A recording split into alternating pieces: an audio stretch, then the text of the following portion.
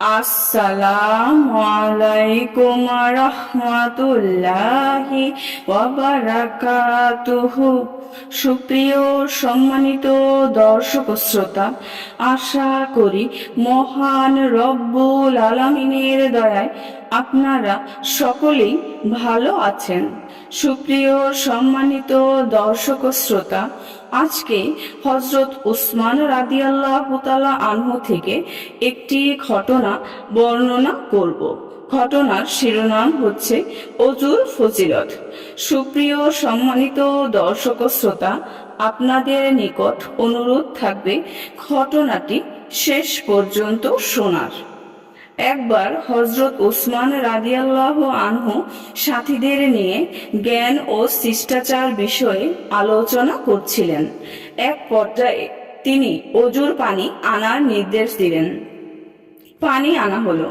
তিনি অজু শুরু করলেন। প্রথমে তিনি 3 বার হাতের কবজি পর্যন্ত ধৌত করলেন, তারপর কুলি করলেন, তারপর চেহারা 3 বার ধৌত করলেন, এরপর 2 হাত 3 বার ধৌত করলেন, এরপর মাথা মাসে করলেন, এরপর 2 পা ধৌত করে অজু শেষ করলেন।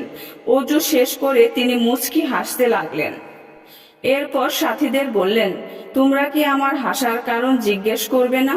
সাথীরা খুব আগ্রহের সাথে জিজ্ঞেস করলো, আমিরুল মুমিনিন, আপনি এর কারণ আমাদের বলুন। তখন তিনি বললেন, রাসূল সাল্লাল্লাহু আলাইহি ওয়াসাল্লাম বলেছেন, যখন কোনো বান্দা অজু করতে গিয়ে চেহারা ধৌত করে, তখন আল্লাহ তাআলা তার চেহারা দ্বারা অর্জিত সকল গুনাহ ক্ষমা করে দেন।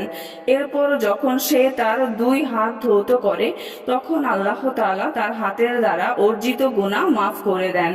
এরপর যখন মাথা মাসেহ করে, তখন আল্লাহ তাআলা তার মাথা দ্বারা অর্জিত গুনাহ ক্ষমা করে দেন। শেষে যখন সে পা ধৌত করে, তখন আল্লাহ তাআলা তার পায়ের গুনাহ ক্ষমা করে দেন। সুপ্রিয় সম্মানিত দর্শক শ্রোতা, আজকের ঘটনাটি এই পর্যন্তই। ঘটনাটি যদি ভালো লেগে থাকে অবশ্যই চ্যানেলটি সাবস্ক্রাইব করবেন, লাইক করবেন, কমেন্ট করবেন এবং বেশি বেশি শেয়ার করে দিবেন। সবাই ভালো থাকবেন। আল্লাহ হাফেজ।